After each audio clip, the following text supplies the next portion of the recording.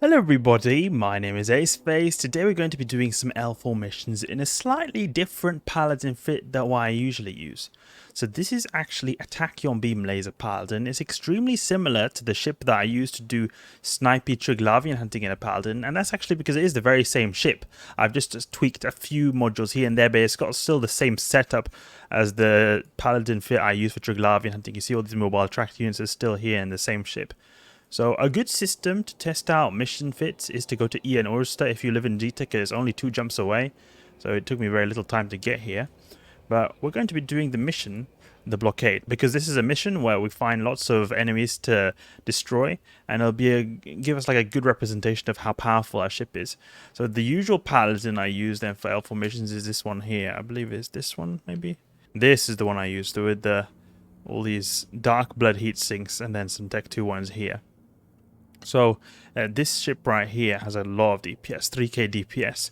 We have with multi-frequency on the fit I've got right now 2k DPS. So it's obviously a lot less DPS, but I do actually think that there is a possibility that the extra range will actually outdo this Paladin fit because of how far we're going to be able to reach. I actually think it does have a chance in some missions at least to outperform this Paladin.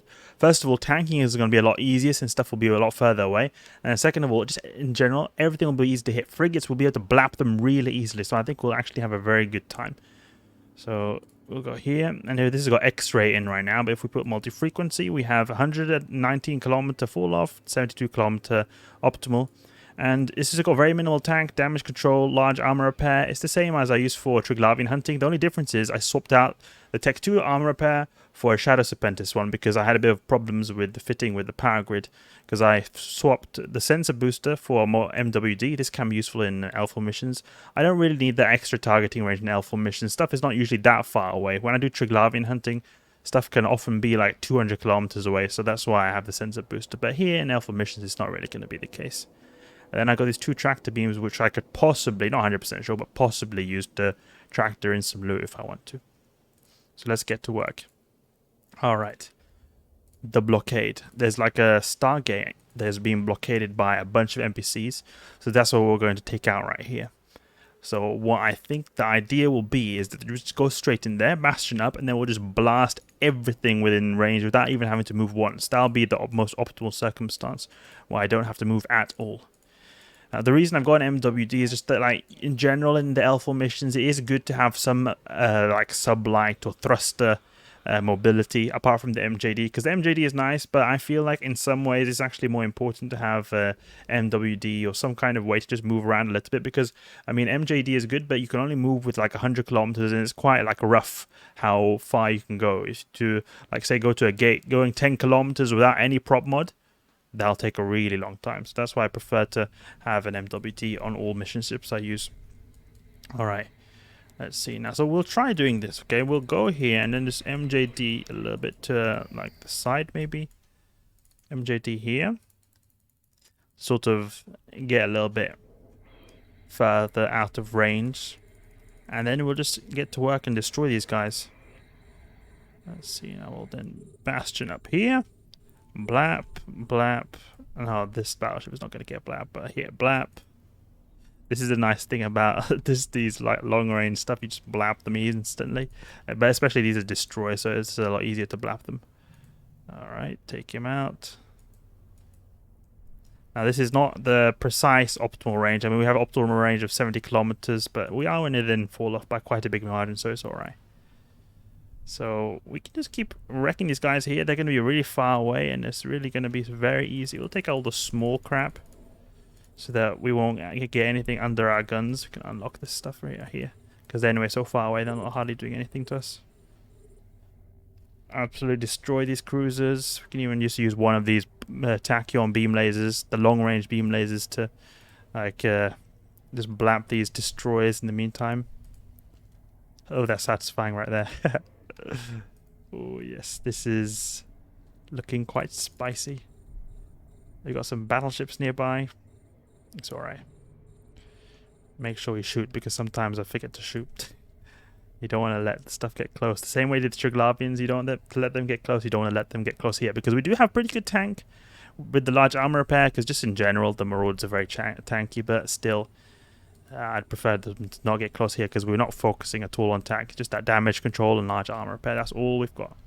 That's all we've got. Nothing else. We can even use this Tachyon beam laser on this guy over here. There we go. Well, now they're in optimal, these guys. This is really cool. So we could use probably Xray or something like this on the NPCs that are a little bit further away. Make it go a little bit smoother. Since we have to like be in just over fall off when we go for these guys over here, 100 plus kilometers away. Ooh, frigate. Snipe this guy. Bam. Look at that. Yeah, look, these guys, they're pretty far away, but they'll eventually come close to us. They're all slowly approaching. You can see them. Very slowly approaching. These guys before were like 114 kilometers away. Now they are almost 100 something away. So we're taking a little bit of damage now. It's alright. Our ship is powerful. And it's only battleships that are close. So that doesn't matter either. Take a bit of time to grind through them, that's all really. The thing is, like, with the pulse laser Paladin, it's really great having that 3k DPS, but it's not always that you're going to be able to apply that DPS because the DPS range is quite limited. Like, it's got 40 kilometer or 50 kilometer fall off, so half the time you're not going to even get great hits unless they're really close. And then the rest of the time you're going to have to use Scorch, which is I think less or the same amount of DPS as what we're using with this multi-frequency right here. So we can just do a few armor repair cycles, have them go off, just to give me a little bit of repair. I think even one armor repair cycle will be enough. There we go, popped. Oh, more NPCs in range. We're going for all these triggers, it seems like. We can sort by range, so we can get a bit more of like an idea what is close. It's a bit like get a better understanding of the threat as well. Oh no, this guy's getting close. We'll have to use drones on this guy. Have to use Gleam. Gleamy Gleam. Good for tracking. Bam. And bam. There we go. We'll use Gleam on these cruisers as well, since they're still a little bit close. So the Gleam has better tracking than the other ones. The other ammo types. There we go. That's some good armor cycles going off right there. Now they're getting a little bit close. It's a little bit annoying that I have to tank. But I mean, it's not too bad.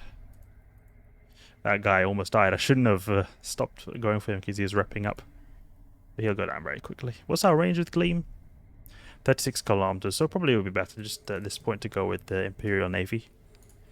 Imperial Navy will be a lot better since we won't get wasted DPS to like the fall off. We're having a little bit of cap problems actually when we use this armor repair. I think it's also because of this MWD over here. Yeah, this NWD is really messing with our cap. We're not even cap stable actually with the... Oh, that's actually really bad. We're not even cap stable with the Tachyon beam lasers. Yeah, we're going to need to fix that because that is not good. Being not cap stable while shooting is not really that optimal when you're going to just be blasting away all the time. Because I was thinking it looked like our cap was really bad. Okay, we'll stop this, and stop this, and stop this. So we're cap stable here. So that's good. We're turning everything off but the guns. But we need to be able to be cap stable with the guns on. Otherwise we're going to have problems. 500 MN. Maybe a Core A? Okay, Core A is alright. But a quad, like a compact, is not cap stable. That is a bit annoying. We're going to have to probably pimp the MWD a little bit. That's really what's going to be necessary, I think, to be able to get a more cap-stable ship. Because when this MWD is not doing anything right now, it's just making us have worse capacity. And it's quite funny to see, or quite pathetic to see a ship that can't even shoot its guns and be cap-stable. With a cap battery, in fact. We've got a cap battery going on here as well. We're not even using our reps or anything. Just these basic modules. So that's definitely an improvement I could do to the fit right there. Fix the cap problem somehow. Because look at this. You see us capacity is going down very low, very low. Because the one I use for Triglavian hunting, I only use the MJD. I don't use the MWD. The MWD has that like nerf to capacitor, which is going to give us problems here. Pop. Pop, pop, pop, pop, pop, pop, pop. And we'll go for this one here. Go for the battle cruisers. This is really cool. This is really cool. I think that, you know, when you're using pulse lasers, it will be like about the same speed as this, because I mean, even though the stuff is far away, you could obviously reposition yourself with pulse lasers and get the good DPS applied well.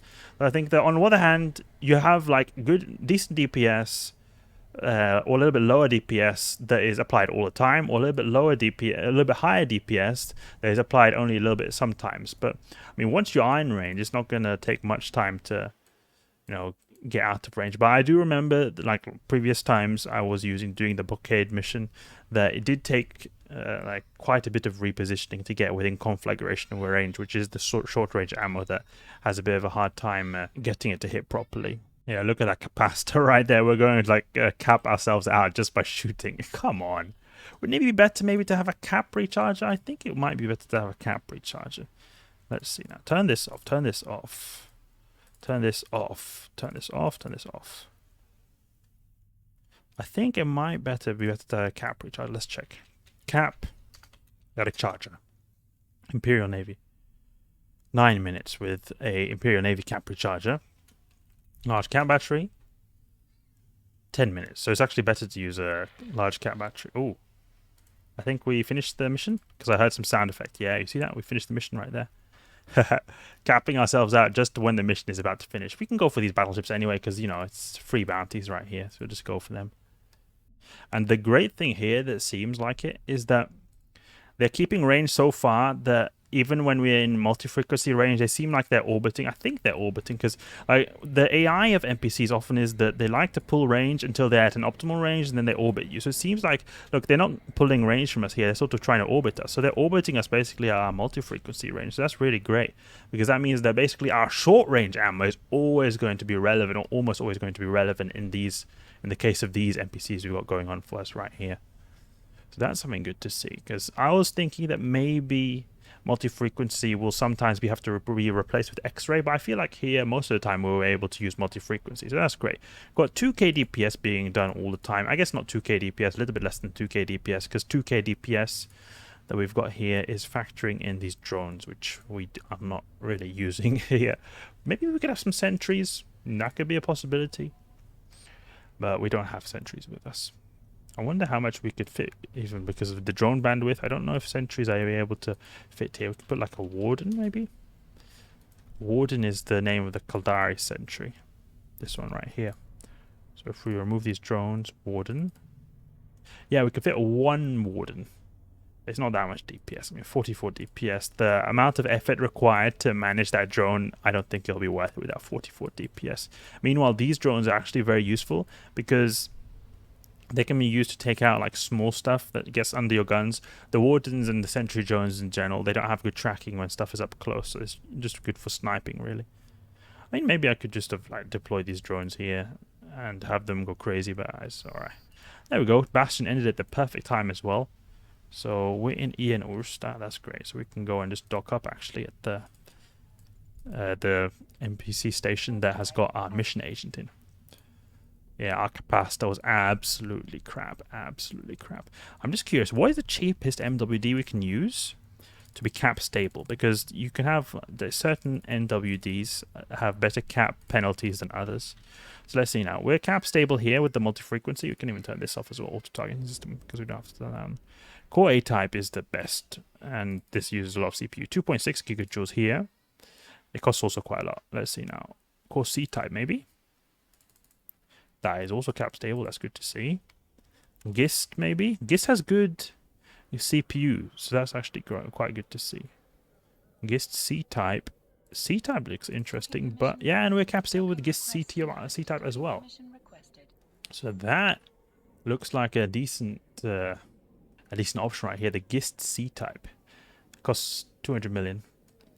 But I like the fact that we're able to be cheap with the Tachyon beam lasers, because that's something that's quite cool. Because I'm not really using any expensive modules for tank or DPS. I'm just using my Tachyon beam lasers, and I'm just going cheap. It's a bit annoying to have to bling like the MWD. Then we have to bling the armor pack because of the cap battery because of the power grid problems. It's a bit annoying. It's a bit of cat and mouse game we've got going on right there. So I'll see. I mean, it seemed to perform pretty well, but But to be honest, if I was to use a Tachyon Beam Laser Paladin, I think I would just rather hunt Triglavians. It's a little bit less relaxing, obviously, but you would get quite a bit more ISK, I feel like. Alright, let's hand in the mission. There we go, got some ISK and loyalty points. We don't get as much loyalty points as in 0.5 systems because we're in a 0.8 system. I'm used to this mission giving like 8k or something loyalty points. Well, I hope you guys enjoyed the video. Tachyon Beam Laser Paladin doing L4 missions. If you did enjoy the video, please leave a like and subscribe. I'll catch you guys later.